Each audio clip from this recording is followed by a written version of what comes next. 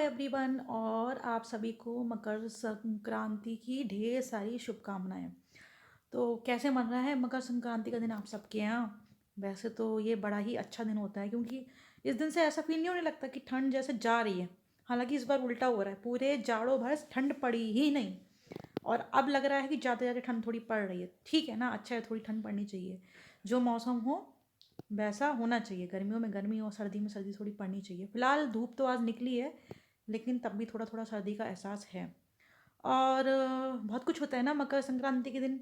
तिलकुट बनता है, तिल के लड्डू बनते हैं और खिचड़ी बनती है। और कहते हैं दान पुण्य करना अच्छा माना जाता है। लास्ट टाइम तो मैं और निशांत गए थे, मंदिर गए थे, गरीबों को कंबल वगैरह बांट के आए थे।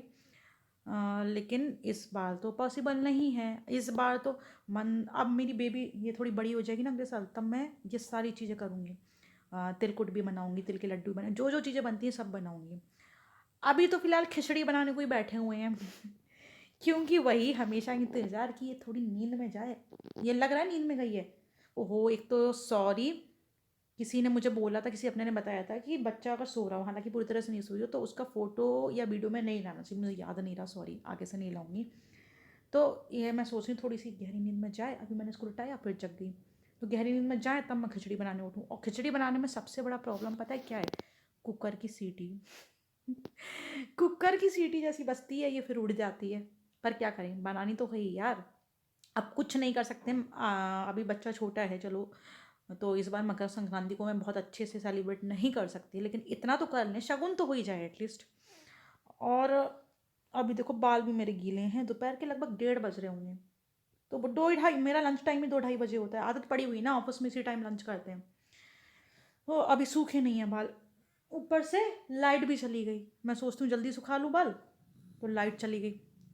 तो फिलहाल यही है, मैंने कहा चलो आप लोग को मकर संक्रांति की शुभकामनाएं दे दें। और उस दिन जो गुस्सा किया था ना, उसका बड़ा अच्छा असर दिखा। लाइक्स बढ़ गए, लेकिन कितने? 3 लाइक्स थे तो अब 4 लाइक हो गए। भैया ये चौथा कौन है, मुझे ही बता देना किसने किया चौथा लाइक, मुझे पता तो चले एटलीस्ट कि ये चौथा बंदा है कौन। बड़ा बहुत बड़ा वाला थैंक यू उसको, जो चौथा बंदा इसने लाइक किया। भैया कमेंट करके मुझे बताना ये चौथा लाइक करने वाला कौन है, ये फोर्थ पर्सन कौन है। और हाँ, गुनगुन का जो कल वीडियो डाला था उस पर ढेर सारे व्यूज़ आ रहे हैं और लाइक्स भी बढ़ रहे हैं। तो थैंक यू सो मच हमारी गुनगुन को इतना प्यार देने के लिए। और लड्डू, लड्डू की बात करते हैं। तो वैसे तो आज तिल के लड्डू बनते हैं, है ना, मकर संक्रांति के दिन। लेकिन मैं तो बहुत दिनों से कोशिश में हूँ, प्लान में हूँ बायोटिन लड्डू बनाने की। मेरे लिए तो अभी वही ज़रूरी है ना। तो भैया आप लोग विश करो, प्रार्थना करो कि मुझे इतना टाइम मिल जाए कि मैं बना सकूं। रोज़ सोचती हूँ और रोज़ एक एक दिन ऐसे ही चला जा रहा है, लड्डू नहीं बन पा रहे हैं मेरे, क्या करूँ। यार अब कल सोचो, कल सुबह 10 बजे ही उठी और 10 बजे से रात के कितने, लगभग 1 बज, कितने घंटे मान लो आप, यानी कि 15 घंटे लगभग। 15 घंटे में इस लगभग इसे ही संभालते हो गए।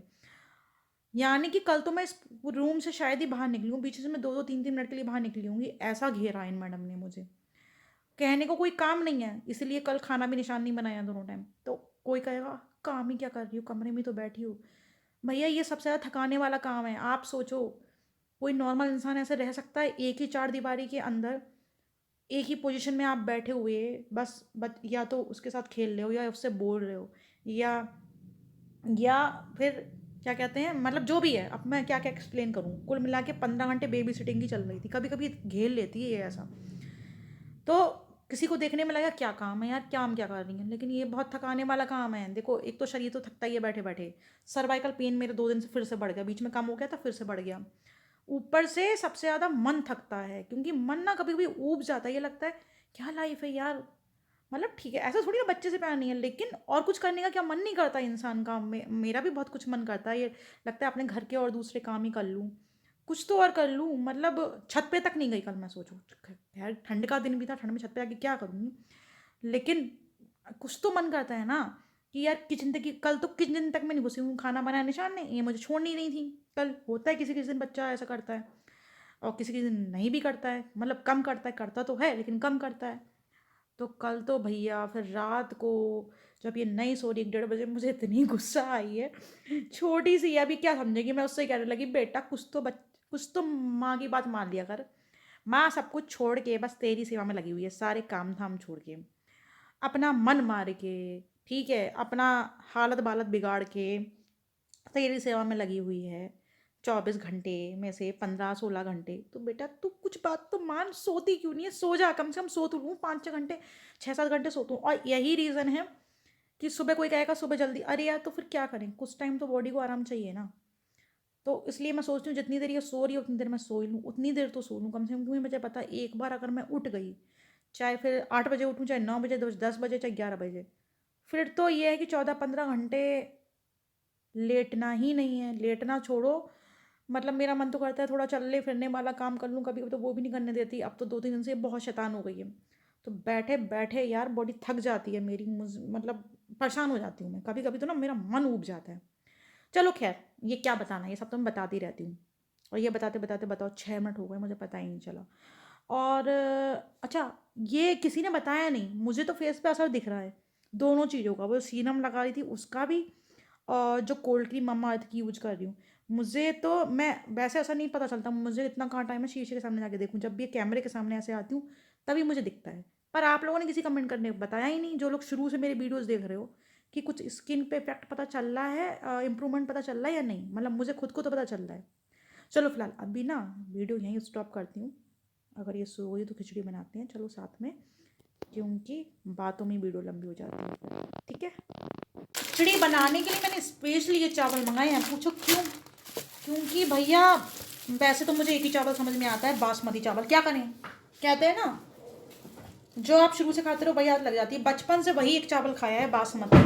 और पहले तो क्या है, हमारे खेत में होता था बासमती चावल, उसकी तो बात ही अलग होती थी। वो जब बनाते थे तो कहते हैं ना, वो दूर दूर तक महक जाती है, वो वाला चावल होता था। अब खेत में तो नहीं होता, तो मोल का ही लेना पड़ता है, मजबूरी है। लेकिन जो खिचड़ी होती है ना काली वाली, यानी कि उड़द की तरह खिचड़ी, वो बासमती चावल की अच्छी नहीं लगती। तो उसके लिए थोड़ा सा नॉर्मल वाला चावल, मतलब बहुत मोटा वाला भी नहीं, पर बासमती चावल से थोड़ा सा लो क्वालिटी का, पता नहीं हंसराज है कौन सा है, खिचड़ी इसी की अच्छी लगती है, इसलिए खिचड़ी के लिए स्पेशली मैंने ये मंगाया। और भैया कहा जाता है कि खिचड़ी के है 5 यार। खिचड़ी कोई सस्ता खाना नहीं है, अगर खिचड़ी को ढंग से बनाओ तो ज़्यादा महंगा पड़ता है। कौन कौन से 5 यार, क्या बोलते हैं यार, काम भी करती जाऊँ साथ में बात भी करती जाऊँ। कहाँ गया? अरे यार बड़ा बर्तन खा गया, रुको पीछे से पहले बड़ा बर्तन लेके आऊँ। तो जी खिचड़ी के लिए स्पेशली मैंने यहाँ चावल मंगाया है। पता है क्यों? क्योंकि वैसे जो डेली यूज़ में चावल यूज़ होते हैं, यानी कि दाल चावल बनाने के लिए या तहरी बनाने के लिए, तो उनमें तो मुझे भैया एक ही चावल पसंद है, बासमती। क्योंकि जो शुरू से खाते रहो वही आदत पड़ जाती है, वही कहते हैं ना टेस्ट जवान पे चढ़ जाता है। तो बचपन से जब से होश संभाला है वही चावल खाया है, एक बासमती। लेकिन खिचड़ी जो होती है ना, वो बासमती चावल की पता नहीं क्यों अच्छी नहीं लगती। उसमें थोड़ा सा मोटा चावल, मोटा का मतलब ये भी नहीं कि बिल्कुल घटिया वाला, लेकिन बासमती चावल की अच्छी नहीं लगती। तो जब भी मैं खिचड़ी बनाती हूँ तब थोड़ा सा ये चावल मंगा लेती हूँ, मतलब बिल्कुल मोटा तो नहीं, लेकिन बासमती से थोड़ा सा लो क्वालिटी वाला। खिचड़ी इसी की अच्छी लगती है।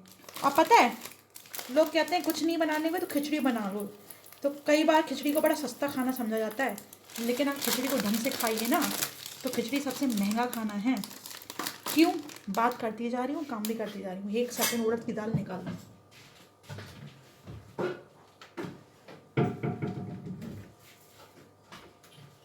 क्योंकि ऐसा बोला जाता है कि खिचड़ी के हैं 5 यार। 5 यार, हाँ जी 5 यार। कौन कौन से?